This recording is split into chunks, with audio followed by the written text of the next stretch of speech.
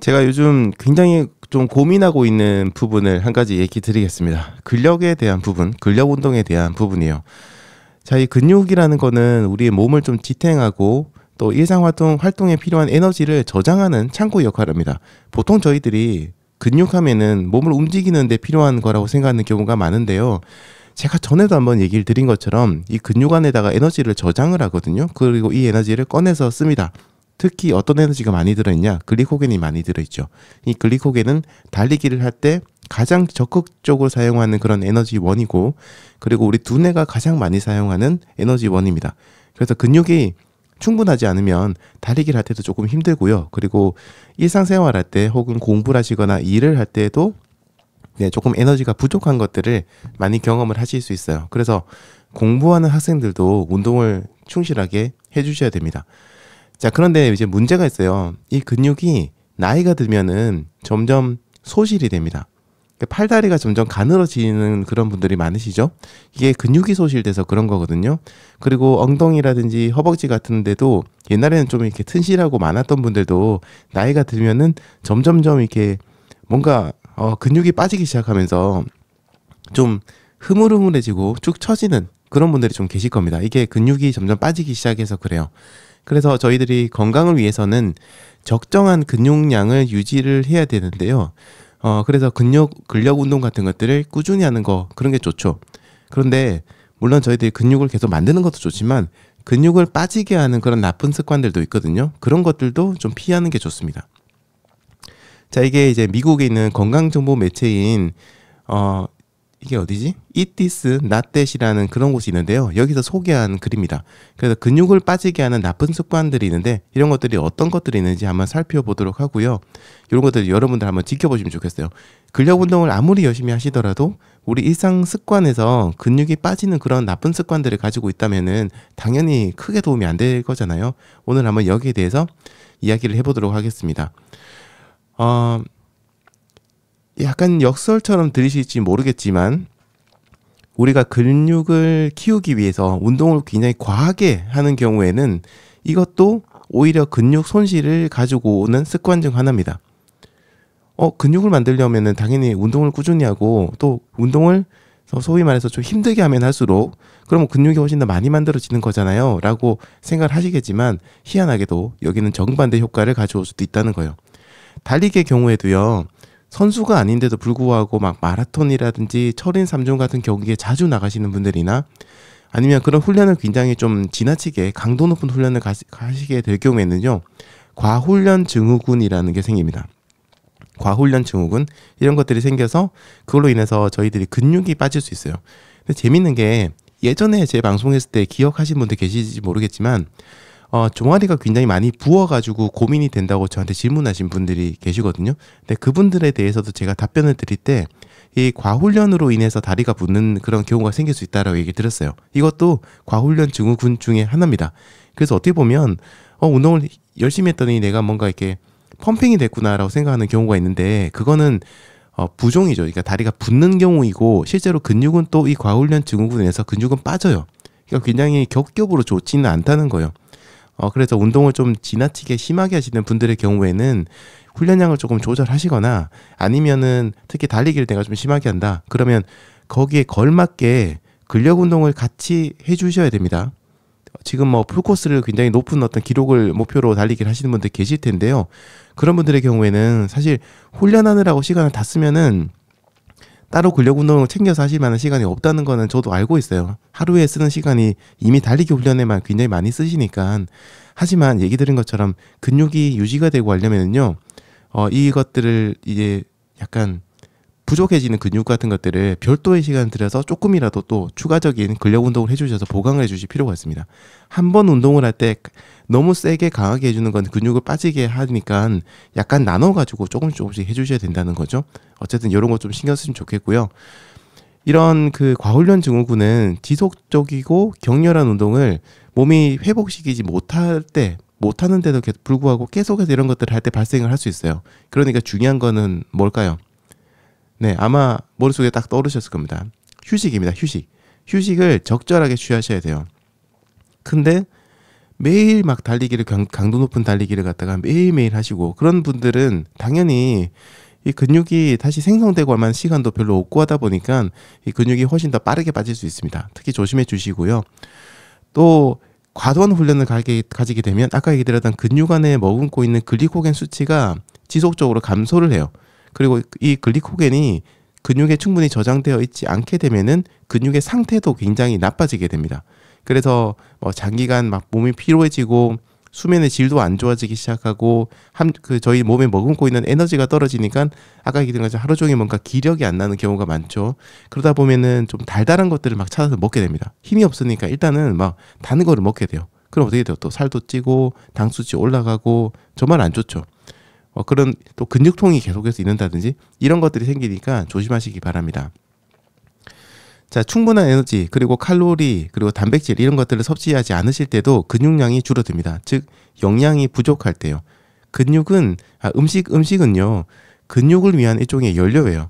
칼로리를 충분히 섭취하지 않게 되면요, 몸은 연료가 없는 상태로 뭔가 움직이고 일을 해야 되잖아요.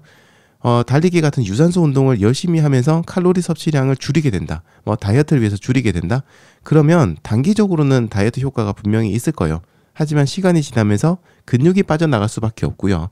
그 다이어트는 나중에 굉장히 끝부분이 좋은 다이어트는 아니에요. 저희가 원하는 다이어트는 좀 이렇게 탄탄한 근육들을 가지고 있으면서도 몸에 있는 불필요한 지방 같은 것들이 빠져가지고 몸이 날씬해지는 걸 원하시잖아요.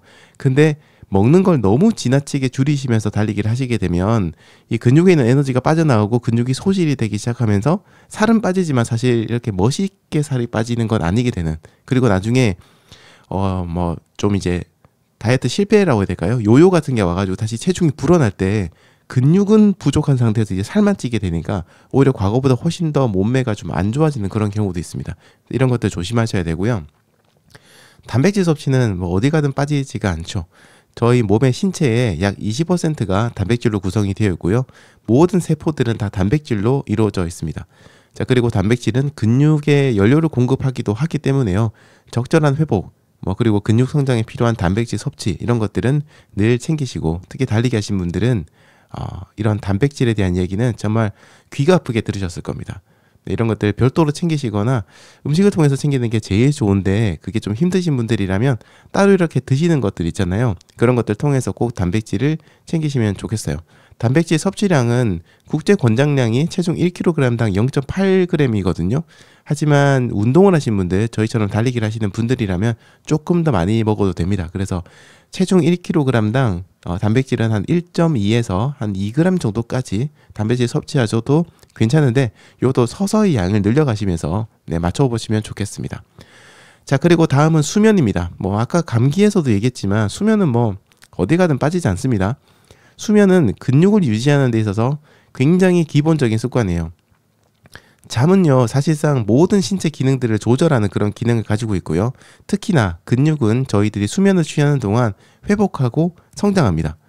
그래서 양질의 수면은 근육을 유지하고 키우는데 굉장히 크게 도움이 되죠. 여러 가지 연구들에 의하면요, 숙면을 취하지 않거나 수면이 부족하게 되면 근육량이 감소하게 된다고 얘기를 하고요.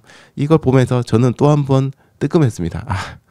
최근에 진짜 잠을 갖다 많이 못 잤어요. 어제는 그래도 잠을 좀 지금 굉장히 푹 잤는데 한 몇 시간 자지? 6시간, 5시간 잤나? 한 그 정도 좀 잤는데, 그 전에 막 하루에 1시간, 2시간 자고 그랬거든요. 그래서 수면 정말 중요하다는 거 얘기 드립니다. 지금까지 얘기 드린 많은 습관들이 근육을 빠지게 하는 그런 원인이 된다라고 얘기를 해요. 그런데 도대체 근육은 언제 빠지는 건지에 대해서도 궁금하신 분들이 계실 겁니다. 나이가 들면 들수록요, 사라지는 근육들이 좀 많이 생기죠. 근데 이건 언제 빠지냐면 또 방금 얘기한 것처럼 잠자는 사이에 일어납니다. 제가 충분히 수면을 취해야 된다고 했는데요. 그럼에도 불구하고 이 자는 사이에 저희들 근육이 많이 소실되기도 해요. 자, 어떻게 근육이 소실되냐? 근육이, 이 표현이 맞다고 보셔도 되는데요. 근육이 녹습니다. 자는 동안요. 그리고 이게 수면이, 그러니까 근육 성장과 유지에 도움을 준다고 했잖아요. 영향을 준다고 했잖아요. 근데 그런 생성되는 과정과 동시에 사라지는 과정들도 잠잘 때 일어나게 됩니다. 자, 그래서 이제부터 좀 중요한 내용인데요. 미국에 있는 임상영양학회지에 실린 연구를 저희가 살펴보면요. 60대 후반 노인하고 25세 젊은 층의 다리 근육의 형성 과정을 비교를 해봤거든요. 그랬더니 밤에 근육이 녹아내려서 사라지는 소실되는 그 정도가 젊은 분들보다는 노인층에서 훨씬 더 크다고 합니다. 밤에 잠을 자면서 근육이 빠져나간 현상은요. 이 나이에 따라서 점점 차이가 있고 나이가 들어갈수록 점점점 많아지게 되거든요. 근데 이건 왜 그러느냐? 잠을 잘 때 인슐린이 영향을 주기 때문입니다.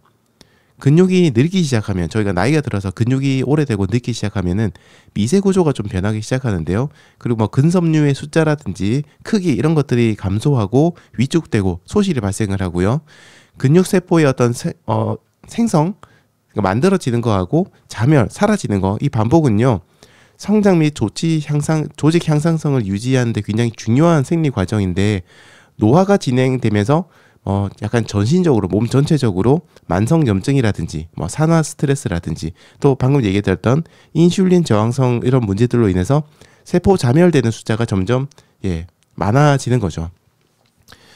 특히나 나이가 들수록 근육이 녹아 없어지는 것들을 막아주는 인슐린 이런 것들이 제대로 활동하지 못하는 문제가 굉장히 크다고 합니다. 젊은 분들은 몸에서 인슐린이 근육을 녹게 하는 단백질을 좀 잘 막아내는 편인데 나이가 들면은 그렇지 못하다는 거죠. 그래서 이제 나이 노인분들은 인슐린이 제 역할을 하지 못한다. 그래서 근육이 소실된다. 유지되지 못하고 사라진다. 이렇게 보셔도 됩니다. 우리가 잠을 잘 때마다 근육은 자연적으로 소실되고요. 여기에 인슐린이 영향을 미친다는 결론을 내릴 수가 있어요. 인슐린이 어떤 기능을 잘 유지하지만 근육 손실이 적다는 뜻으로도 저희들이 받아들일 수 있겠죠. 정기적으로 운동을 하시면요. 근육에 더 많은 혈액이 돌게 돼서 인슐린 기능을 조금 더 오랫동안 유지를 하실 수가 있습니다. 자, 그러면 우리는 이제 어떻게 해야 될까요? 우선은 나이가 들수록 꾸준하게 근력 운동을 하셔야 됩니다. 그리고 제가 뭐 반년 정도 전에도 이 얘기를 한번 했던 걸로 기억을 하는데요. 달리기를 좋아하시는 분들의 입장에서는 뭐 이 얘기가 조금 슬프실지도 모르겠지만 나이가 들면 들수록 유산소 운동의 비중은 이제 줄이셔야 되고요. 근력 운동의 비중을 늘리셔야 됩니다.